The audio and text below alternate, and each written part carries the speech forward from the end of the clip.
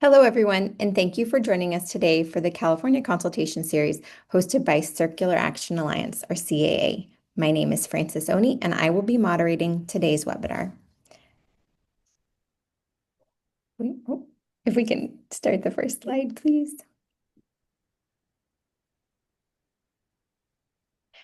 First, let's review today's agenda. We will introduce our panelists, then we'll give an overview of CAA and SB 54.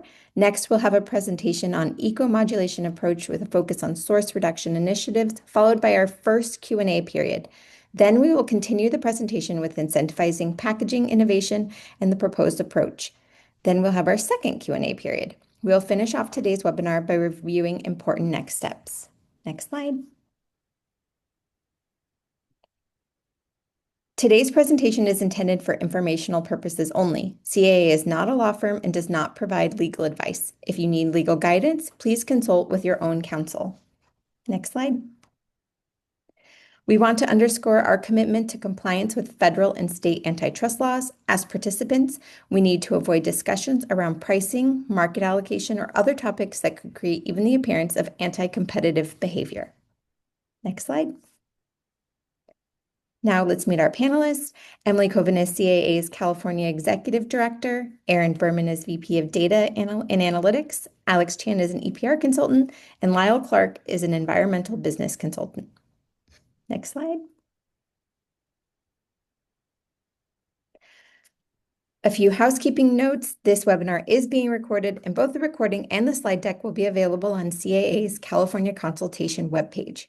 After today's webinar, you'll also receive a link to a questionnaire. We encourage you to complete it within 30 days, as your input is essential to shaping a practical and effective program plan. Please use the Q&A feature to submit your questions, and we'll address as many questions as possible during the Q&A portions of this webinar. All participants will remain muted throughout this session. CAA provides updates on program plan development at the Producer Responsibility Advisory Board meetings, which anyone can attend by registering on CalRecycle's website. Next slide. This is our final webinar. So with that, I'd like to hand it over to Emily, our California Executive Director. Thanks, Frances. And just a quick point that even though it's our final webinar, you can watch all of the webinars that we've done in the past and still complete the questionnaires and still participate fully if you missed the first 10. So I'm just going to give you a quick overview of CAA if you're not familiar with our organization. So we are a paper and packaging producer responsibility organization. We are a nonprofit that was founded by the companies that you see on this screen, and we are working towards EPR compliance in many states. Next slide. In terms of, oh, sorry, can I have the next slide, please? There you go. In terms of where we're actually working and who we are a remote organization. So we have people actually all over the country working on all sorts of issues related to EPR. There's EPR laws in several states in the United States, including Oregon, which was the first law to go live, the first and only so far law to go live, or program, I should say, to go live. And then Colorado will be coming next. California is going to be the third state, the third program to get up and running. So the great thing for us is that we can learn from our colleagues in other states. So we're not reinventing the wheel here in California. And then you can see that there's several more states coming along behind. Packaging EPR has also, and I should have said packaging EPR, there's plenty of EPR laws out there otherwise, but first, second, and third packaging EPR programs. Canada has had packaging EPR for a while, so we have a number of colleagues as well at CAA who hail from Canada because they're able to bring those learnings here to us in the US, which is enormously helpful as well. So next slide. Just a brief overview of what a producer responsibility organization is. We do an awful lot of things and we sit sort of at the middle of an awful lot of interest holders. And that's part of what this whole consultation series is about, which is if you look at the top of the clock here, we start our process with consultation, where it's super important to us that we that everybody knows what we're doing and that everybody is able to have their voice heard in the development of the program plan. So today we really, really hope that after you participate, after you watch the webinar, you do go to the questionnaire and fill that out. Let us know what your thoughts are. Let us know what your ideas are, what your concerns are. This is the really important opportunity to have your voice heard in the process. So we will take all of those comments as well as all of the research and work that we are doing right now at CAA to develop a program plan that we will submit to the state of California in the middle of June of next year. And then once that plan is approved, we get up and running with the actual program, which involves setting and collecting fees from producers. And you'll hear more about that today. And also how those fees incentivize packaging design changes. And you'll definitely hear more about that today as well. And what we do with those fees is we invest in the recycling system. So everything from collection to processing to development of end markets. And then we also invest in education and outreach to all of the affected parties who are going to be participating in a changed and improved system. Next slide, please. One just quick point of clarification. I know it can be confusing.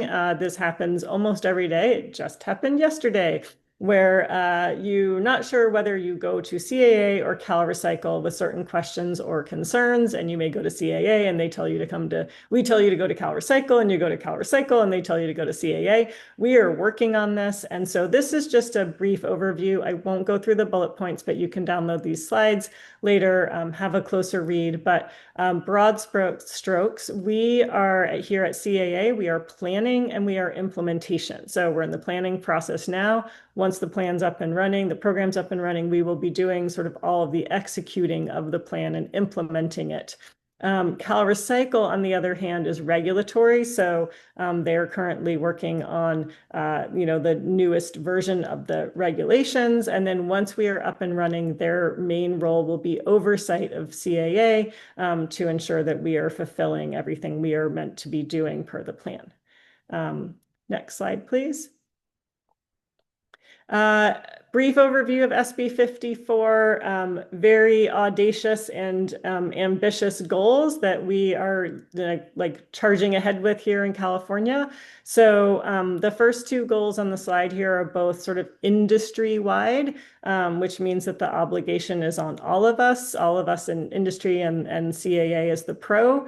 So those goals are to reduce by 25% single-use plastic in California, with 10% of that coming from either reuse and refill or elimination, and then to recycle 65% of single-use plastic.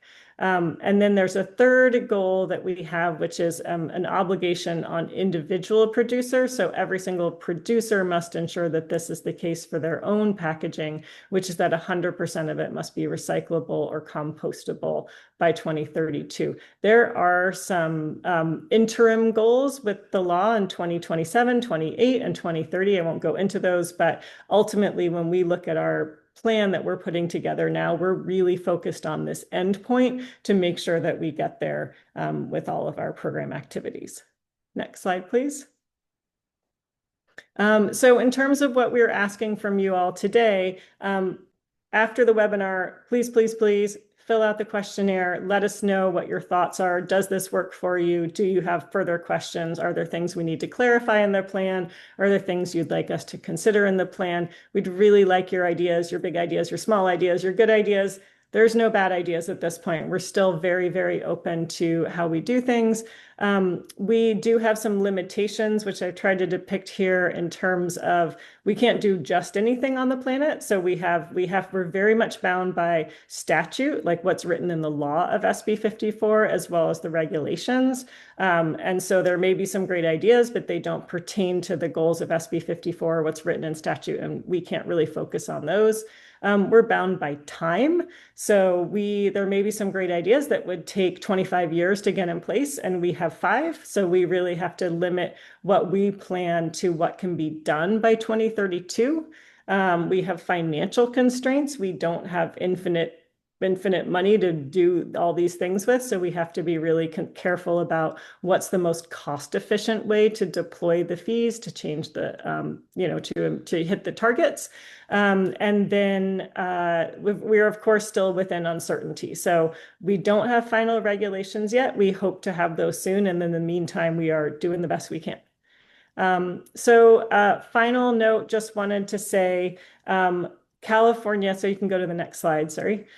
California is, as we all know, the biggest state. When this program is up and running, it will be the single largest packaging EPR program in the world. And it's not only that, it will be, achieving things that no packaging EPR program has ever done before.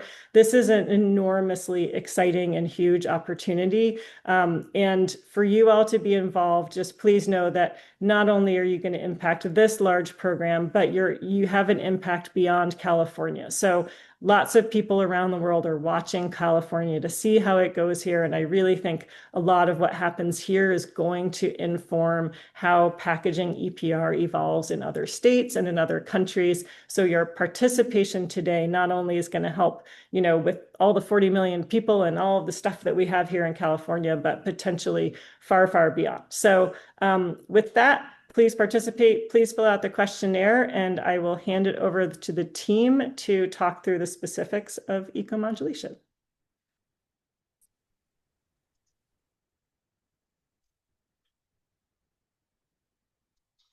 Thanks, Emily. Just gonna get set up. Welcome all the attendees to the last webinar of the California series today. We're going to be deep diving into our considerations for our approach to eco-modulation that we'll be putting into the program plan, and with a special focus on source reduction incentives. So the goals of the consultation today is for us to communicate the requirements of the California statute relating to eco-modulation, and highlight some of the relationships between eco-modulation with the source reduction goals as outlined in the program, and also introduce the schedule of eco-modulation and discuss how CAA would be considering rolling out eco-modulation in the coming years. We'd also like to review some of the source reduction incentive concepts and thinking behind what would help our producers achieve their source reduction goals. So Lau will be presenting on that. And at the end, we'll conclude by looking at eco-modulation criteria in all the other currently enacted states, and see if we can find some alignment opportunities between California and the other states. So before we dive into eco-modulation, I just want to take a brief moment to remind the attendees of how eco-modulation relates to fee setting. So in this graphic, the data inputs used to set base fees are on the top. So CAA will develop base fees annually to allocate program costs using differentiated fee rates that reflect the cost to manage impacts of each material. So really, we are using a cost to manage model to come up with an index to reflect the cost impact of each CMC. That's in the left box. And then we also receive producer supply data reported by producers on the supply of CMCs.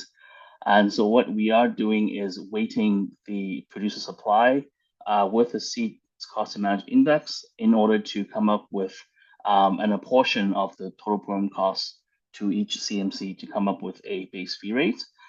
And so once the base fee schedule is developed, we are able to apply bonuses and maluses as required by the law to those base fees to trigger eco-modulation.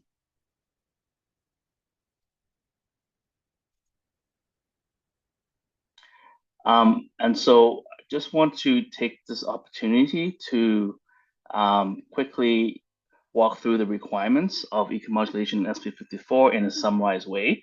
Under PRC 42053E, CAA may choose which eco-modulation factors to implement in 2029. And at this time, we are thinking that we would prioritize the factors that drive source reduction. So I've put on this slide the 9 factors that are in the statute. The first 6 are bonuses, and I'll go through them quickly. So a bonus to reward producers for using PCR content, a bonus to producers who use source reduction to reduce packaging, a bonus for standardization of packaging to simplify material management, clear labeling for disposal, recycling, composting is also would also attract a bonus, and actions to accelerate source reduction and investments in reuse refill systems would also attract a bonus, and use of renewable materials would also attract a bonus. And then there are 3 analyses below that really talk about presence of hazardous materials or compostable materials with toxic additives or toxic heavy metals. So those 3 elements would trigger maluses to the producer's base fees. The factors that we've highlighted in green directly relate to source reduction, and so they help incentivize producers to source reduce the plastic packaging. And these will be part of the source reduction incentives that Lyle will be presenting on. And the table below that, I think you've seen before, just talk to the source reduction targets and the reuse refill targets that the pro CA will have to achieve in those corresponding years.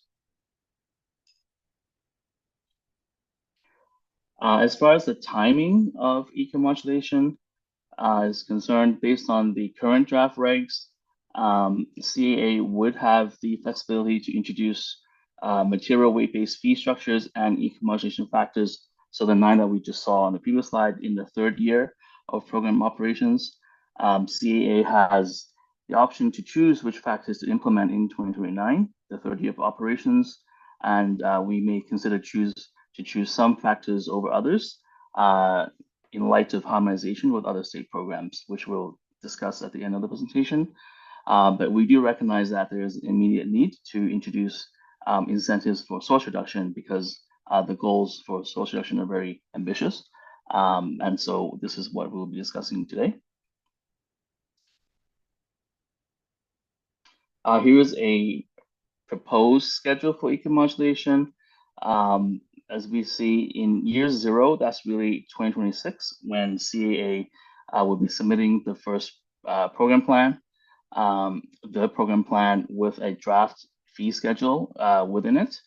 And this will be used to really give a range of the EPR fees that we're looking to charge by CMC category. And we'll also describe the approach to source reduction incentives and eco-modulation within that section in the plan. When the program does go live in 2027, we will be charging actual EPR fees, which will be invoiceable, same as 2028 and 2029. And it's still being discussed and determined how and when source reduction incentives, maluses, and eco-modulation will be implemented in those years. And now I'll turn it over to Lyle to discuss source reduction incentives. Thank you, Alex. Today, I'm going to go into a little bit more detail on our approach to incentivizing source reduction. I will begin with a bit of a recap of what was presented in the source reduction webinar to provide context on the specifics I'm going to present. So let's begin there. Alex, if you can put the next slide up, please. Alex showed you the chart of the targets that are in SB 54, the targets to reduce the amount of plastic used in packaging by 10% in 2027, 20% in 2030, and 25% in 2032. It's very important that producers recognize that those targets are in relation to the 2023 baseline supply, and that the regulations do not provide an opportunity to adjust that baseline as the economy and supply of consumer goods into the marketplace increases. So in effect, those targets represent a cap on the amount of plastic packaging that producers can collectively supply to the market over the course of the implementation of the plan. Or to be even more clear, the amount of plastic that producers collectively can supply into the market in 2020 and 2032 is limited to 75% of the plastic that was supplied in 2023. As producers grow their sales over the course of this plan, the amount of plastic that they will need to reduce in their packaging needs to exceed what's laid out in the 10, 20, and 30 and 25% targets set out in SB 54. It's also important for producers to understand that there are limits to the strategies that may be deployed in reducing the amount of plastic used in packaging. In particular, we cannot count as source reduction shifts in changes in packaging from materials considered recyclable to materials considered not recyclable. Nor can we count source reduction that results from a shift in packaging from a non-recyclable package to a less recyclable package. Further information will be provided on these requirements in the guidance that's forthcoming. But in order to understand and appreciate the what we're proposing here in respect to the source reduction targets, I think it's important for everybody to understand how ambitious and challenging these targets are to achieve. I'll relate back to what Emily said in the beginning. The world is watching California, in part because, in large part because, the EPR program that's being rolled out under SB 54 is probably, well, not probably, is certainly the most ambitious EPR program in the world. And achieving the targets set out in that plan will require considerable effort by CAA and the producers involved. Next slide, please, Alex. I noted, if for those of you who attended the source reduction webinar, that we conducted a fair amount of research in order to identify what strategies would be effective in achieving the targets under SB 54 in the most economically efficient way possible. That research was guided by the principles that you see here. I won't articulate them all individually, and please do download the deck and review these. Writ large, essentially, what we are seeking are mechanisms that will achieve the targets in the most economically and fair way possible for the producer community. Next slide, please, Alex. I mentioned that there are limits on what source reduction we can count. Specifically, we can't count shifts from recyclable packaging to non-recyclable packaging, but there are 5 distinct pathways that producers are encouraged to pursue in order to reduce the amount of plastic in the packaging that they supply to the market.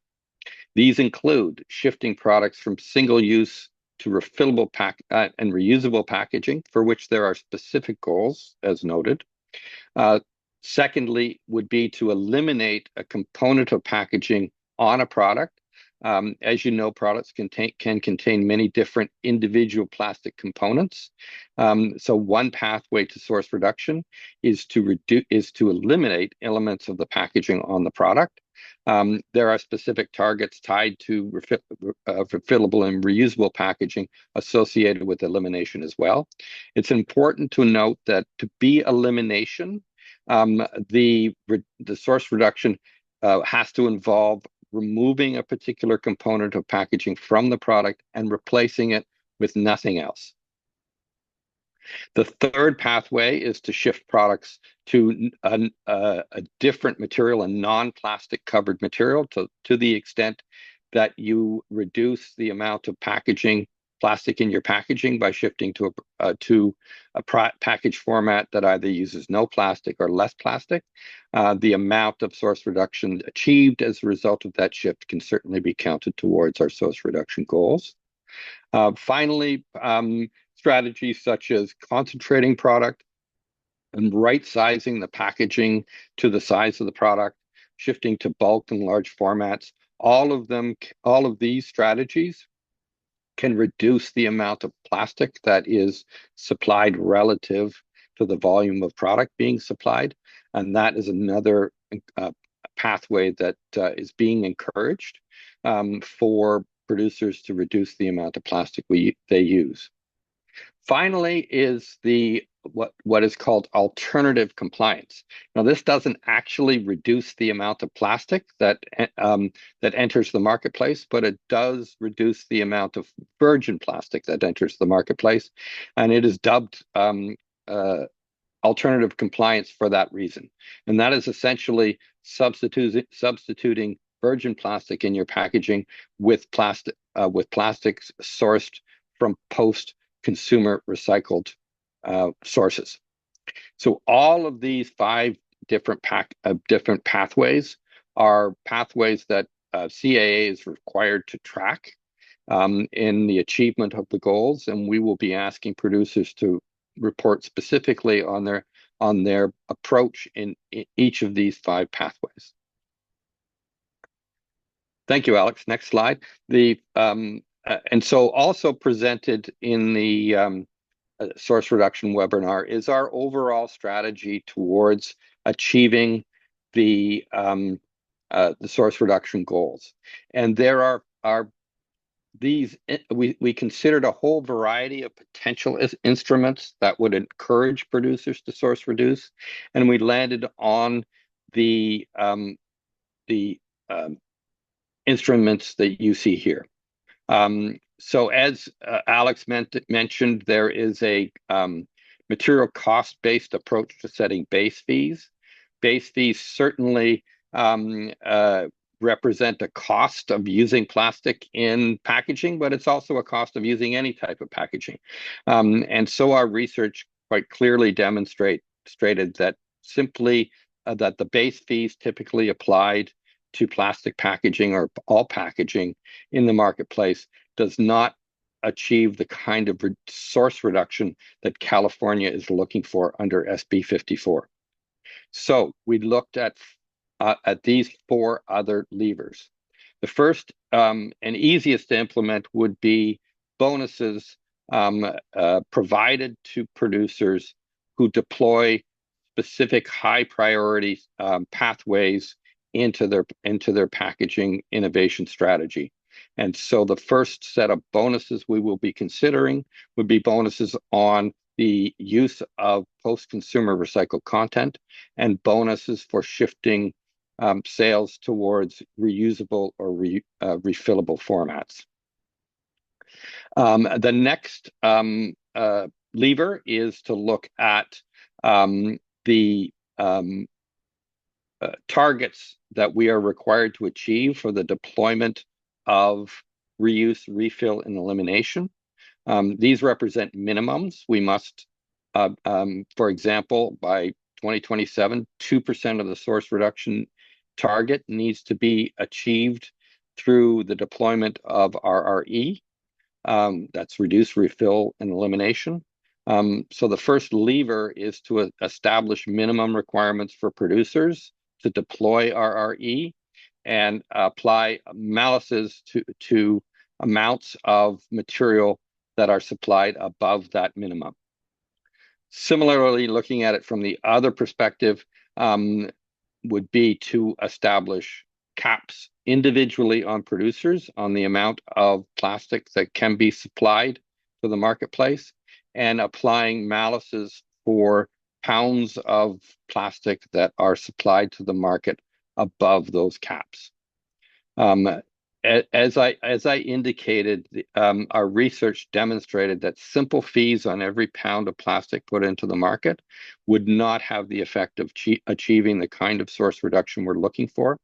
Our research demonstrated that that we need to focus on the marginal or the extra pounds of plastic that producers would be putting in the market above the target. And these levers are designed to focus on those particular, those incremental, marginal, or extra pounds of plastic, as it were, that producers would supply above the targets. Research demonstrated that focusing here is the most likely way we will achieve the targets at the lowest possible cost collectively for producers. Finally, we looked closely at market mechanisms that would enable producers to trade allowances and trade for those, for example, that overachieve the targets, to be able to share their overachievement with producers that have a harder time achieving, for whatever reason, the source reduction targets. So setting up a tradable market that would enable the marketplace essentially to allocate effort among producers. It is a very effective way of doing it. I've noted that this is an option we're considering for possible future expansion. And I'll explain why we've tagged that as possible future expansion later in the presentation. But next, I'd like to go through the bonuses and the minimums and the cap malices in a little bit more detail. Thank you, Alex. So the first set is a bonus for each pound of source reduction achieved in these two key areas, focusing on producers that adopt or expand their use of post-consumer content after 2023.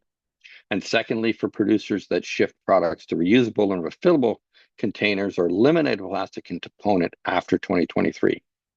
CAA will determine bonus levels via data modeling once the 2023 supply data have been received and validated, and we have a clearer picture on the extent to which producers need to source reduce in order to achieve the targets.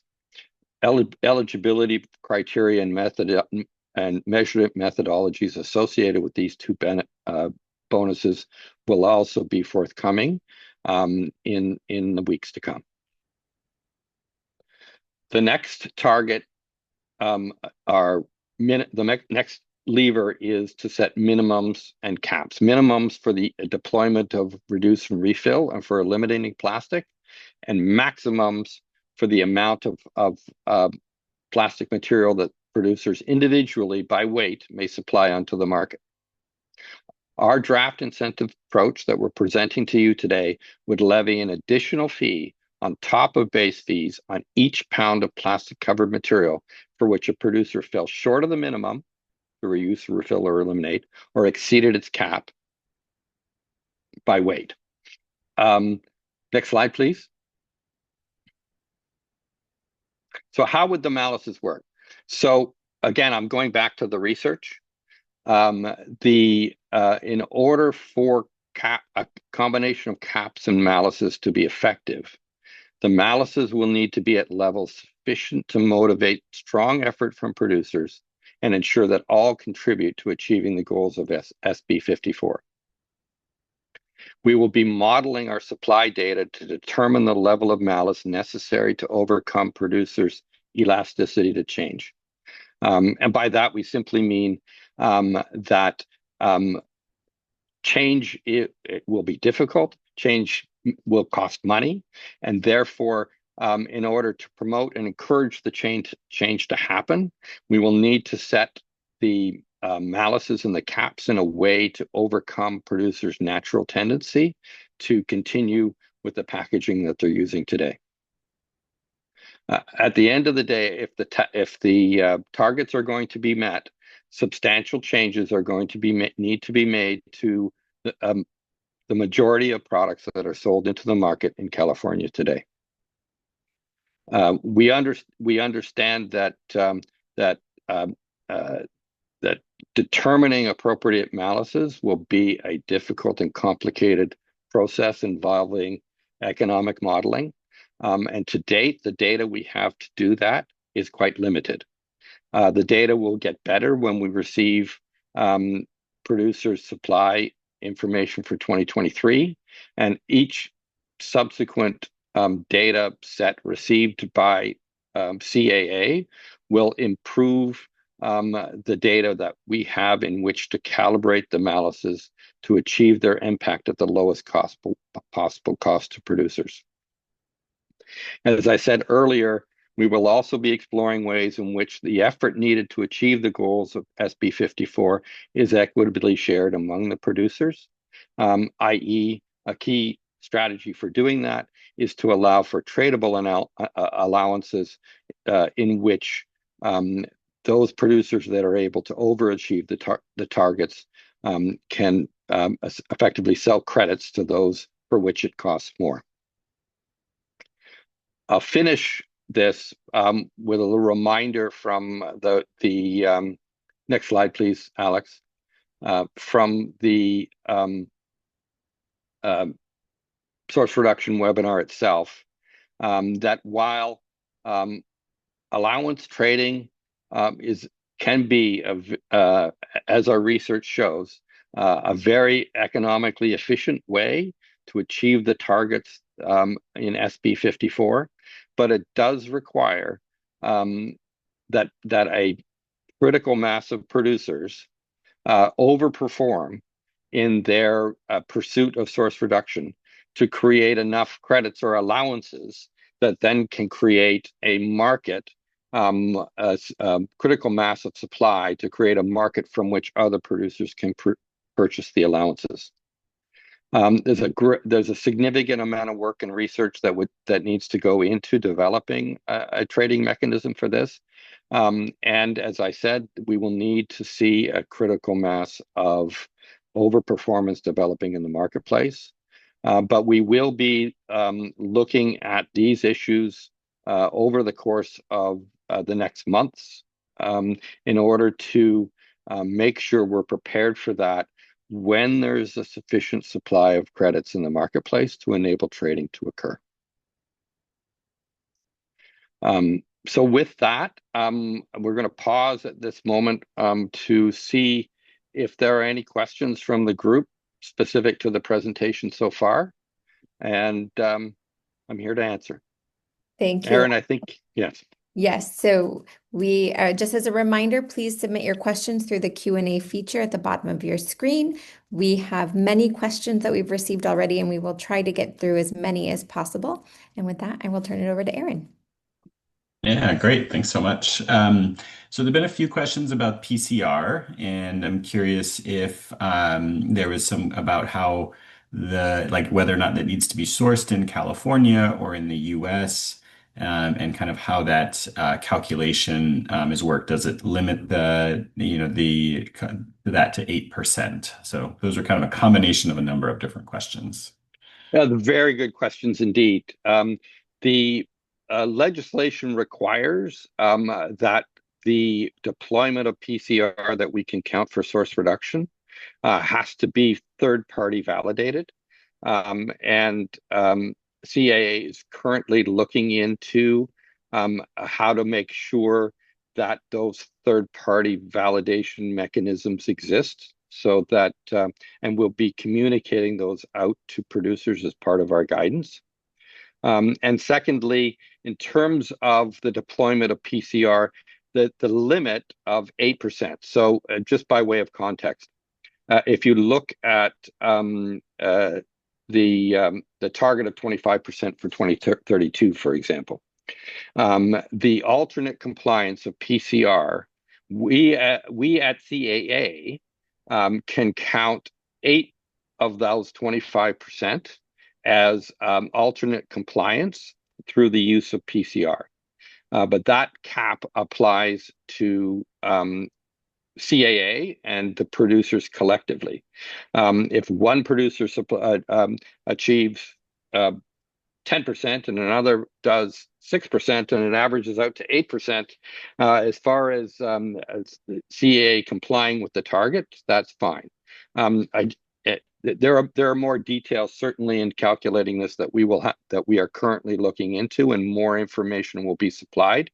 But what I can emphasize for you today is that limit is on the collective response from CAA. And did you discuss sort of whether it needs to be California or US specific PCR? I believe I honestly don't know the full answer to that question.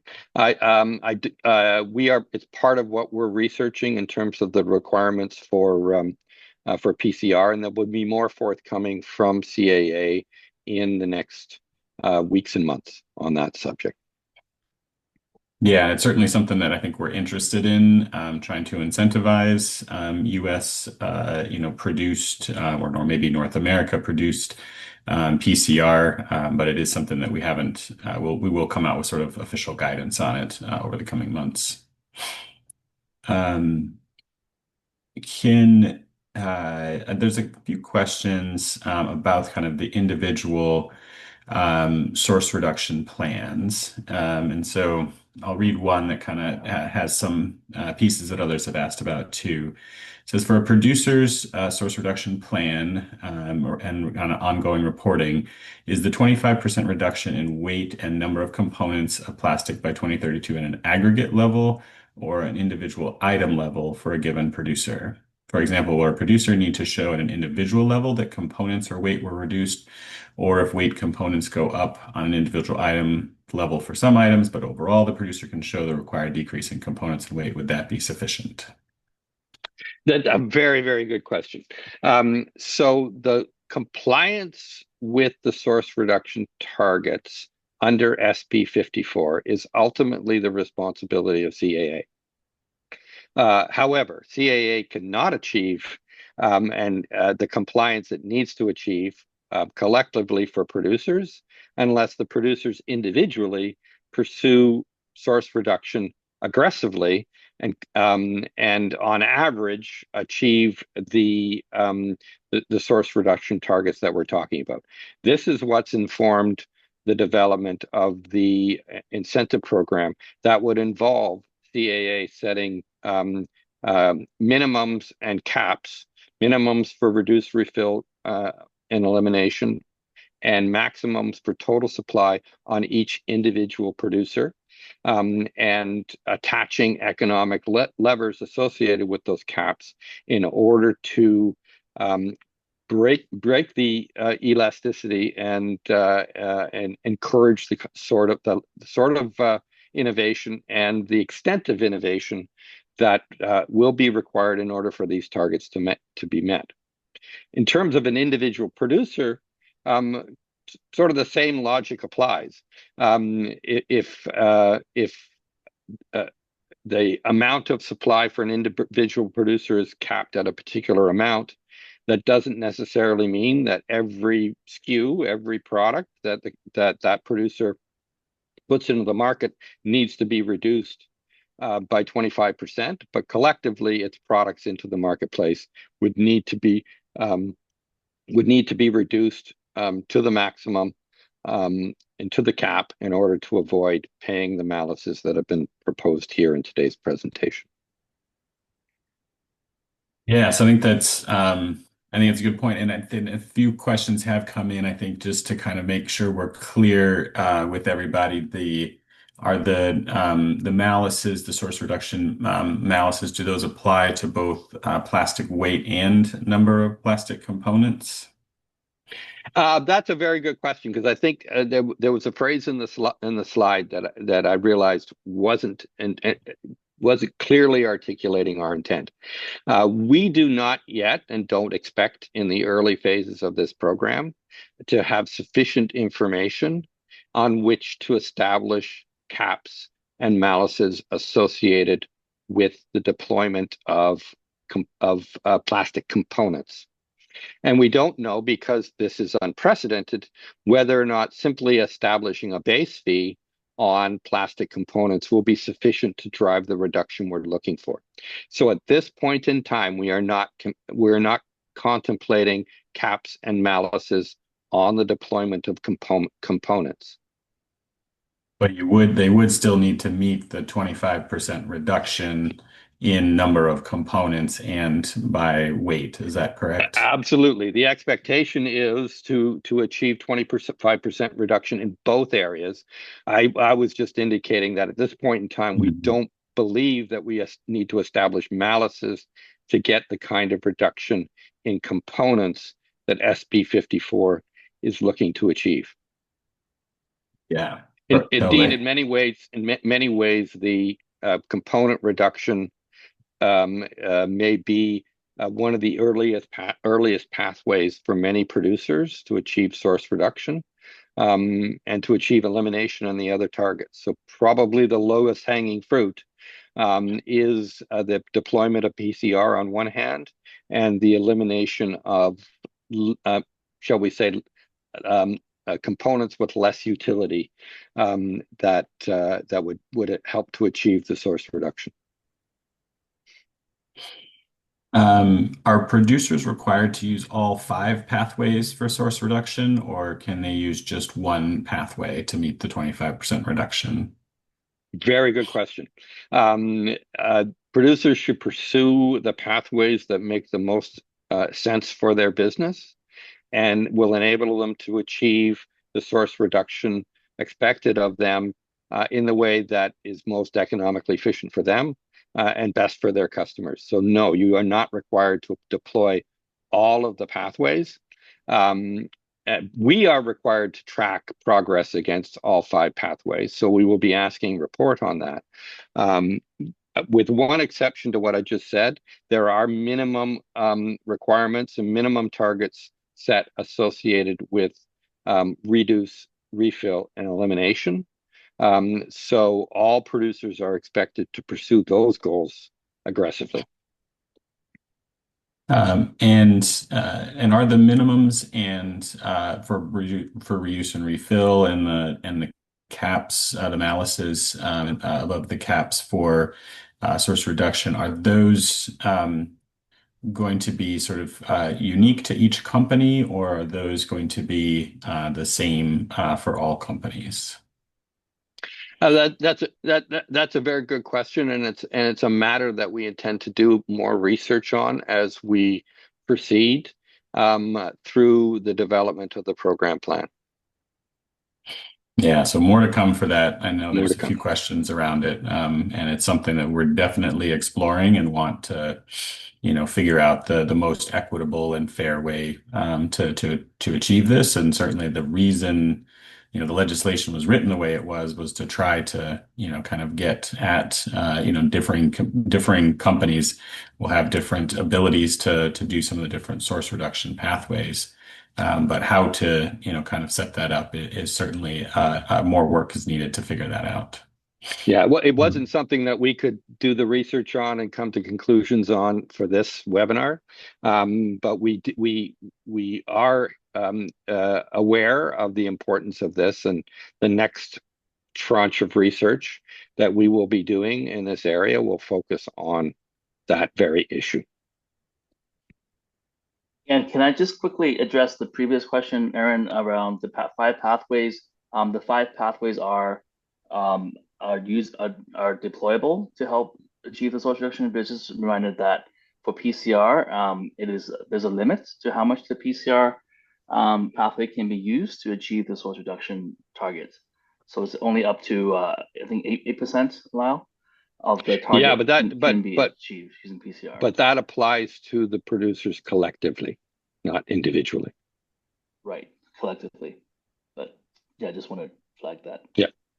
Yeah. And last question, I probably have a few more minutes to get to for the presentation. Can a producer just sell less product to meet their source reduction targets? Yes, we believe that to be true. If the the total, I mean, as a collective of producers, we need to reduce the amount of plastic that's put into the marketplace. If caps applied to individual producers that are met through reductions in sales. In the same way that we can't adjust the baseline to the to account for growth, nor will it be reduced to account for reductions in sales. I guess I was just informed we do have a little bit more time. I was thinking that that we ended at the top of the hour, but it looks like we don't. we could, So we can got a few more questions that we can kind of pull in. One of them is just, can you confirm that the items under California's bottle bill are not included in our reporting for the purposes of source reduction? That's correct. Yes. Yeah.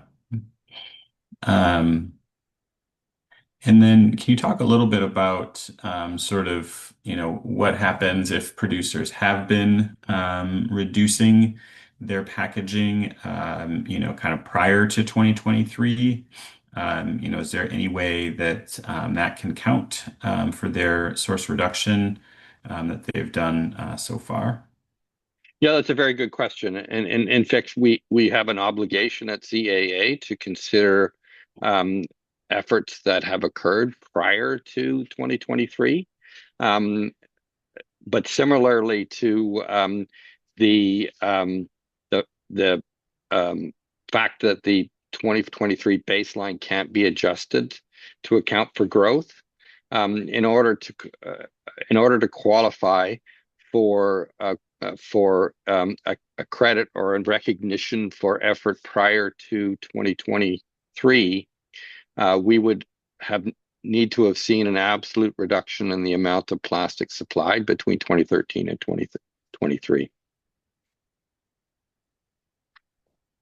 And then one question is, will there be any consideration for bonus or malus for a scenario where a producer's plastic usage increases, but it was a result of shifting from non-recyclable to recyclable plastic? Very good question, and the short answer is no. That kind of a shift would need to be compensated for source reduction elsewhere. And then can you talk, there's been a few questions about, sort of how will we account for companies that are new to the market after 2023 or after 2025? Yeah, that's a very good question, and one that's I can say is on our to-do list. I don't have an answer for you today, but it's very much an issue we understand that we need to address in the program plan, and work is undergoing as we speak on how we will address that very issue. Absolutely. So I think that was the last question we're going to do for this round of Q&A. We've got a little bit more presentation to do. Francis? Thank you, Aaron. Yes, so we will turn it back over to Alex for the finale of our presentation, and then we'll have Q&A again. Thanks, Francis. So for the last segment of this presentation, I just want to give an overview of the eco-modulation criteria in the currently enacted and going to be live state programs, and draw some viewpoints on kind of where there are commonalities and potential harmonization opportunities.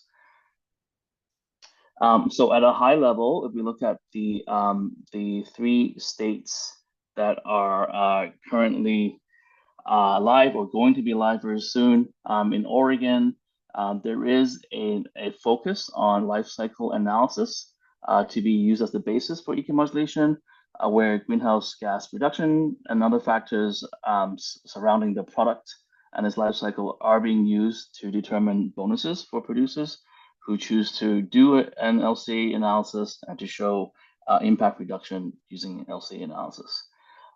So far, their approach in Oregon doesn't prioritize recyclability. In California, as we just discussed, There is a focus on circular economy and source reduction of plastic materials and plastic components. Obviously, there's a target for source reduction of 25% on plastics by 2032, and a push to transition to recyclable or compostable materials. In Colorado, there are 8 factors that are required to be implemented for this program. They do talk to reduction and innovations and recyclability, but the 8 factors are broader, and they deal with different aspects of the packaging and how the packaging could be improved to improve outcomes, such as reduction in the packaging use, innovations and practices to enhance the value of the packaging and recyclability of it, high levels of PCR material use, designs for the reuse and refill of covered materials, and just high recycling and refill rates as bonuses. And on the mouse column on the side there, you can see that there are 3 factors for malices, where really packaging that are disruptive to recycling or detrimental to recycling would get a malus. And also for materials that are not on the minimum recycling list would also be assigned malus on their base use.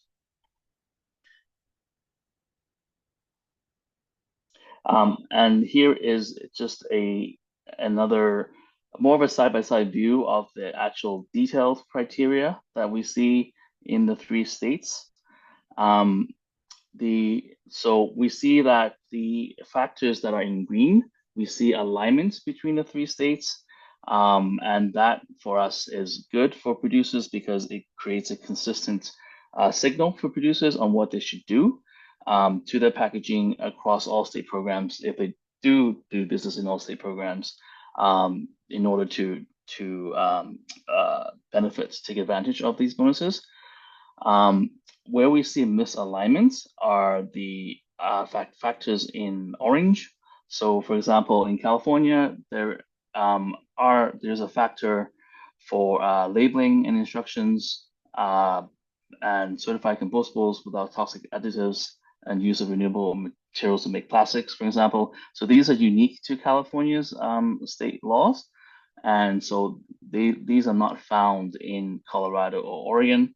And Oregon has, again, as mentioned before, life cycle impact and choice of material as their factors as well.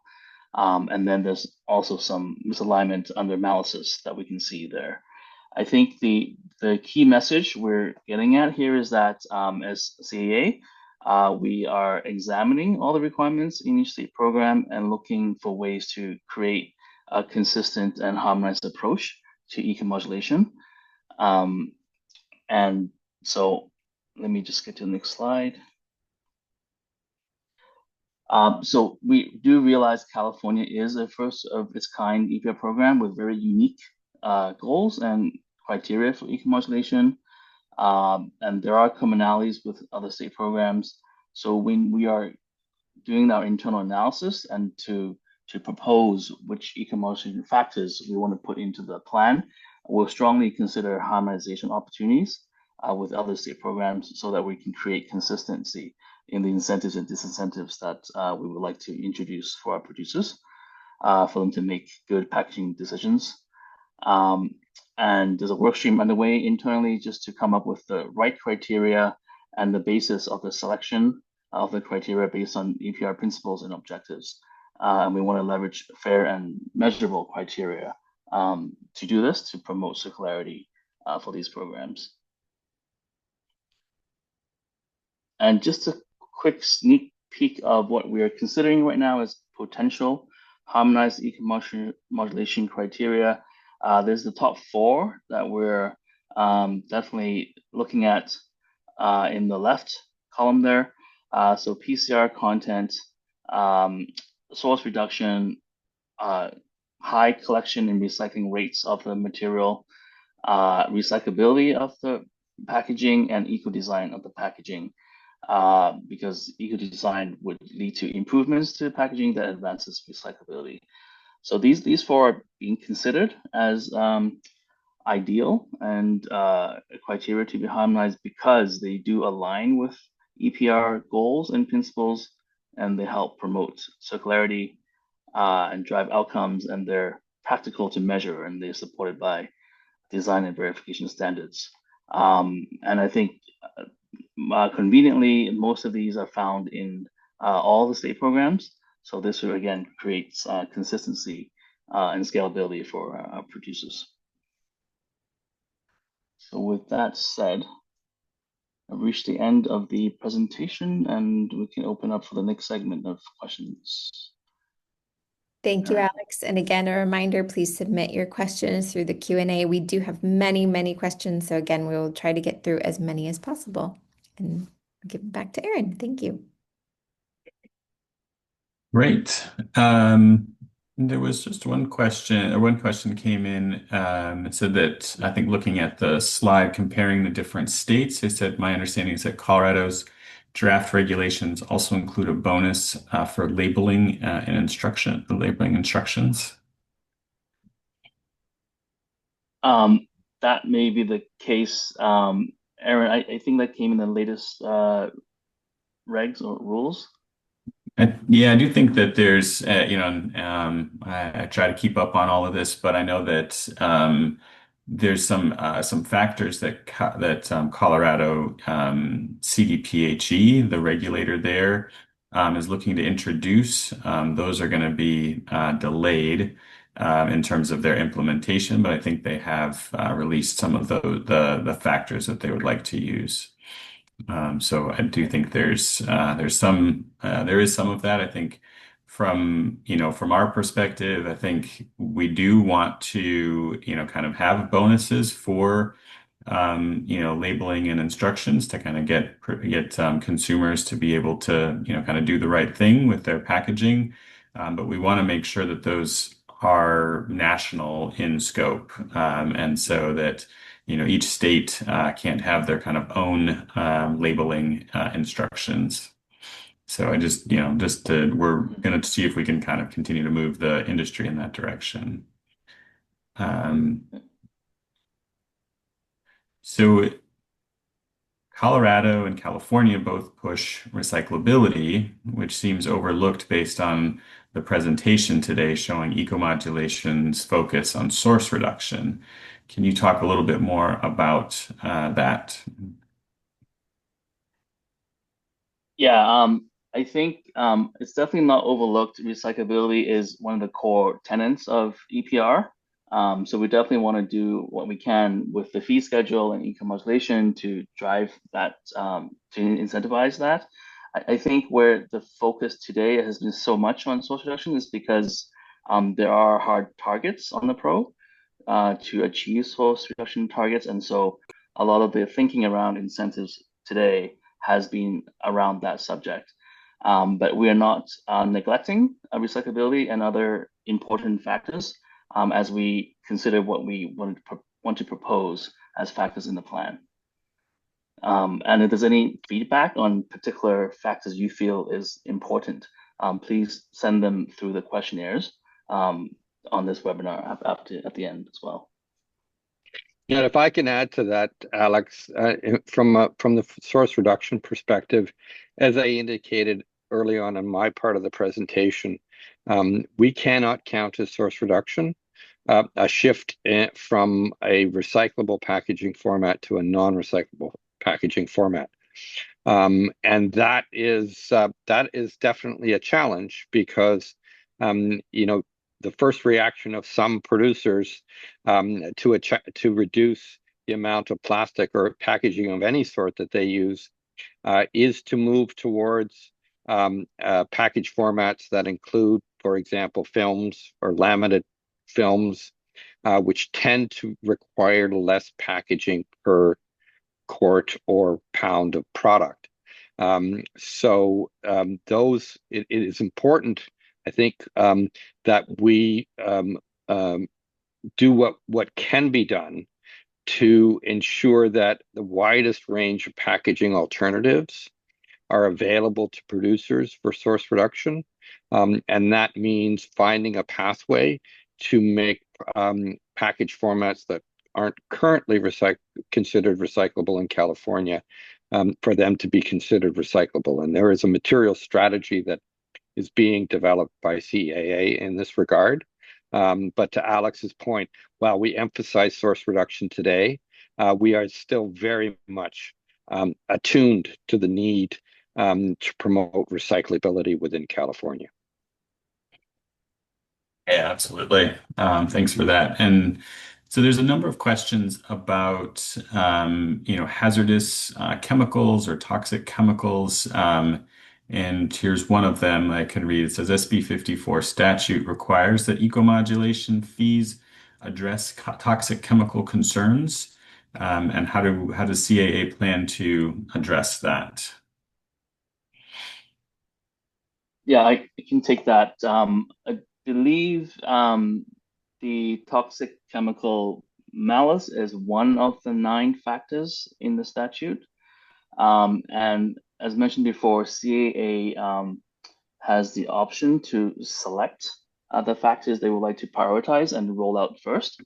And so we're definitely going to be considering all of those factors as we propose these criteria in the program plan. I think for consideration is that we've built some experience in developing guidelines for producers on how to apply for eco-modulation. With a malice like this, we have to consider how we can entice individual producers to come and self-attest whether their packaging has the toxic materials. So we have to go through that thinking and to build out those processes and guidelines in order to really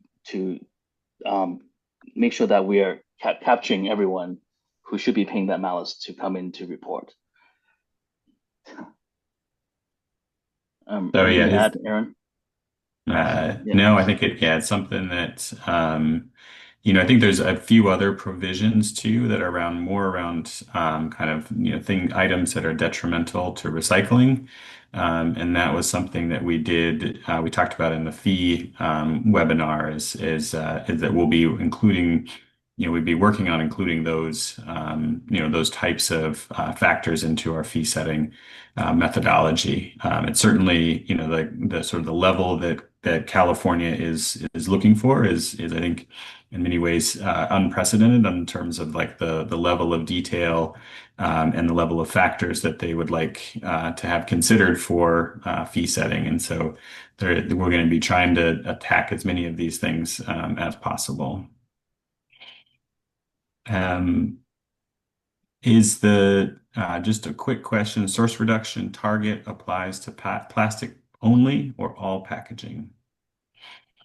Yeah, in California, certainly it applies only to plastic packaging. And then, Lyle, you had mentioned the material strategy, and there's been a few questions around kind of building. Will CAA be supporting building infrastructure for non-recyclable material to be eventually recyclable to help with source reduction? Yeah, I'm probably not the one to answer that question. That is a separate strategy being developed. I believe there was a webinar on material strategy, was there not? So I would encourage those interested to go back and view the video on the material strategy webinar, which will be much more extensive and most importantly, much more accurate than I can do for you today. But it is something that we'll be laying out in the plan is, the materials that we, are going to be investing in to try to get them, there's not, I guess there was not a webinar on material strategy, only on REMS. Okay. But yes, we will be working in the program plan to outline what we'll be doing around each of those materials and, which ones that we think we can realistically achieve the, 65% recycling rates and which ones we want to make those investments in. So it's that is on the list. There's a question here about, are there like what sort of, how do we plan to kind of include opportunities for new technology and technological developments for recycling methods? That's a very good question, uh, what I will how I will respond to that is that the targets set out in SB 54 and the efforts that CAA will put in place to encourage producers to achieve them will create um, tremendous demand for innovation in packaging. As one of the Canadians that Emily mentioned, helping with this, I can just say that observing the United States over my 65 years, I've observed how um, innovative and adaptive the American economy can be when challenged like this, and nowhere more so than in California. So we will certainly be attuned to the um, uh, the importance of innovation throughout the supply chain in order to facilitate the achievement of these objectives. And I have every confidence in the ability of the Californian economy to deliver the innovation that's necessary for SB 54 to succeed. Absolutely. Here's one from someone who's obviously digs deep into EPR policy and things. They said, will CAA try to balance bonuses against malices, or will net eco-modulation financial flows raise or lower collective base fees? So I'll answer that in two ways. First of all, bonuses and any bonuses that malices apply will be layered on top of the base fees. So the base fees will be the base fees, and the source reduction levers will be applied on top of that. Um, but your point is a good one. There are and I can't give you specifics today, but certainly as we complete our research and we calibrate the caps and the malices and the bonuses, we will be very much in tune to how those different levers play off each other. Because as I mentioned earlier on in the presentation, we have set some very specific guidelines and principles associated with our effort, and that is to achieve the results that can be achieved, to make sure the targets are met, but to do so in the most economically efficient way possible. So that means looking at the entire incentive system as a whole, and making sure that we get synergies between the different levers to the extent that we can. How we're going to do that today, I can't tell you, but that is going to be a big part of our focus over the next 6 months. If I could add to that question and the comment from Lyle, I think, yeah, definitely eco-modulation involves monetary adjustments to base fees. So there will be an element where some producers are being affected positively and negatively with their base fees. So as we are on this journey to develop our eco-modulation framework, the principles that we are considering definitely come into play here, where we want to make sure that bonuses we are granting correlate to the level of impact that particular packaging decision was made on. For example, and for malices that we are looking to charge, we want to make sure that those malices are purpose driven, and they're not simply there just to be raised for no particular reason. So an example would be perhaps to put the malice monies back into investments for those materials that require investments. That's just an example of a principle that we're thinking of. And so definitely that's a great question. And we are cognizant of, the financial impact of the whole program with having bonuses and malices in it. So great question. And we're still thinking through the best way to manage these impacts. Yeah, and I think just to add to that last piece is that there's there is a lot of, there's been a number of questions about reuse and refill infrastructure and, kind of improving the end markets to improve the recyclability. And I think those types of investments are also, are going to be big investments that we'll need to make. And so leveraging, the malices and things like that from the source reduction, some of that money could go towards making those investments to make it easier for companies to achieve the goals. Another question that came up, and this one's probably for Lyle. The requirements for source reduction are on the pro. If the pro is meeting their source reduction requirements, will they still penalize individual companies that are not meeting individual goals? Oh, that's a very good question. And certainly, I talked about how we will be reviewing and making adjustments as information comes in from producers in terms of their supply to market and the extent to which the goals are being achieved.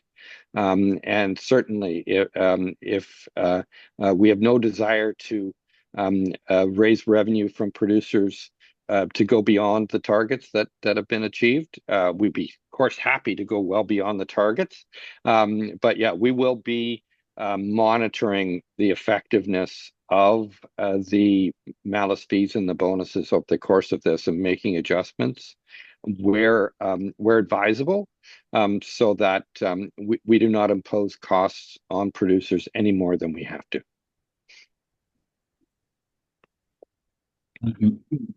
And are compostable products exempt from the PCR or source reduction targets?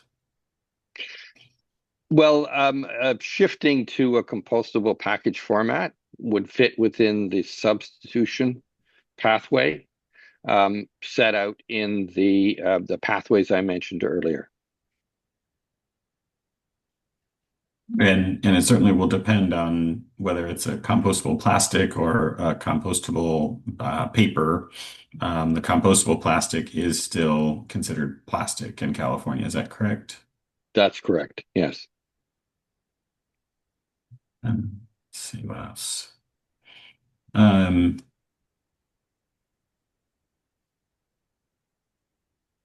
So let's see, I got a few more here, but just trying to figure out which one's best to answer.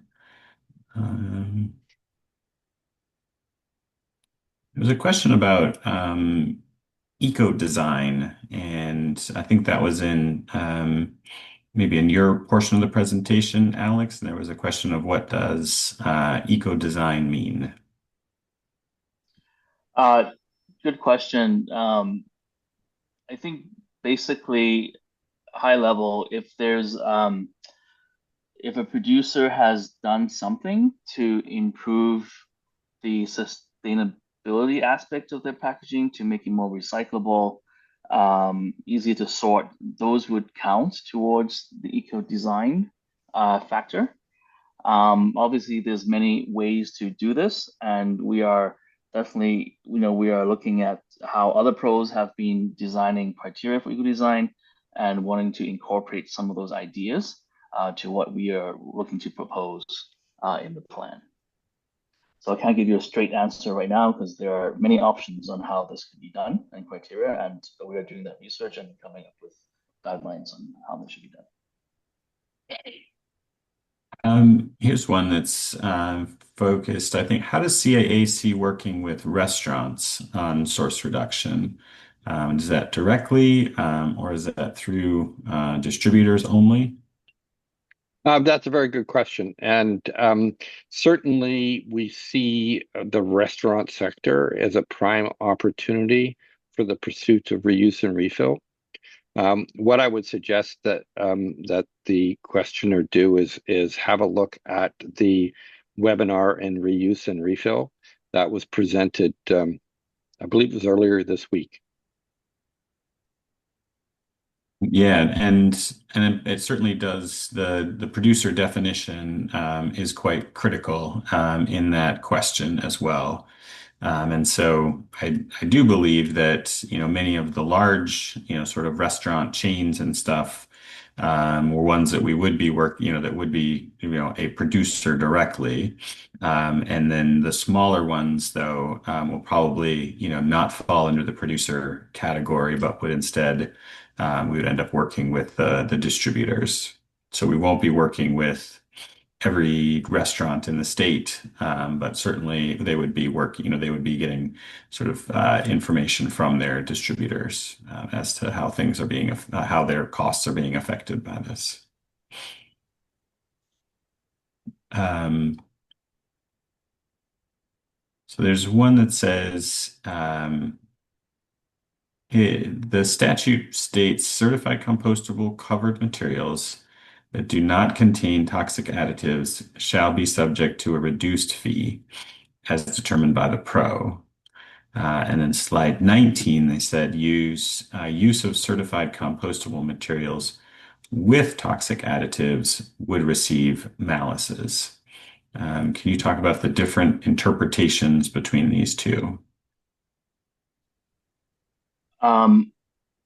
Just from recollection, I believe this is a malice from reading the language of the law, where compostable packaging producers of compostable packaging need to prove that their packaging doesn't have these toxic substances.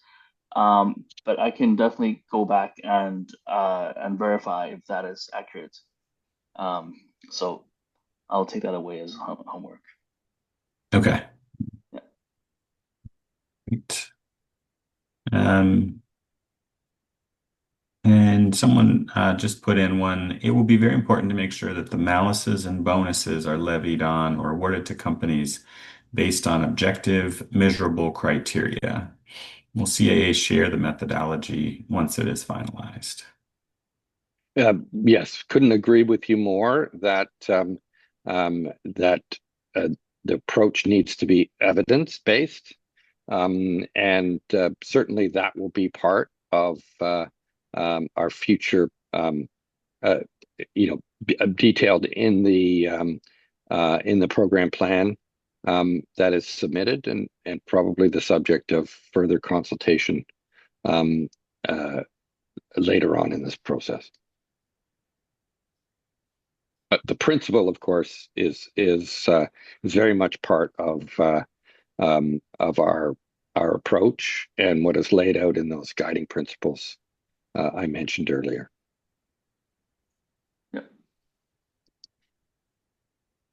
Yeah, and certainly any of the applications for bonuses that we'll be putting out, will always be a public application. That's going to be something that we are going to be really looking for companies to provide certifications or other verification that they've met the requirements of it. And so we certainly are trying to make sure that all of that will be clear and will come out in some of the guidance documents that will be coming out. I think that covers most of the questions that we've gotten. I think most of the other ones are, just sort of different ways of asking similar things. So if there's, I think we can probably wrap up here, unless Lyle or Alex, you've got any closing remarks?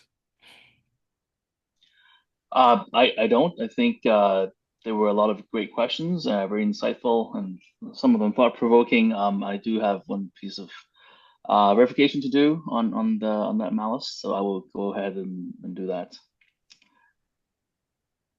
And just as a wrap up for me, I do very much encourage those on the call to submit their thoughts, submit hard questions, submit hard answers, and give us your full thoughts about what was presented today. What was presented today is certainly not carved in stone, and you can see from what was presented that there are a lot of details that we need to work out and investigate. So the more information you can provide to us on your perspective for your company, the better will be the results at the end of the day. Thank you, Lyle. I think that's a perfect segue. So if we can move to the next slide. Thank you all for joining us today. We appreciate your time and participation. The next step is to provide your feedback. Your feedback is very important in developing a robust and effective plan for achieving California's ambitious recycling and packaging waste reduction goals. Please complete the questionnaire using the link provided in the chat. You will also find a link to the questionnaire in an email following this webinar, or you can access the questionnaire by using the QR code on your screen. To do that, simply open the camera app on your smartphone or tablet, point your camera at the QR code on the screen, and then tap the link that pops up. That will take you directly to the questionnaire. Please note that each questionnaire was originally opened for 1 month, which is why last week's webinar had a different deadline, but CAA has decided to extend all questionnaires to close on December 6th at 11:59 p.m. Pacific time. We look forward to your input. You can stay up to date by following us on social media, visiting our website, or emailing us at info@circularaction.org. Alex, if we can move to the next slide. You'll see all that information there. And thank you again for joining us today.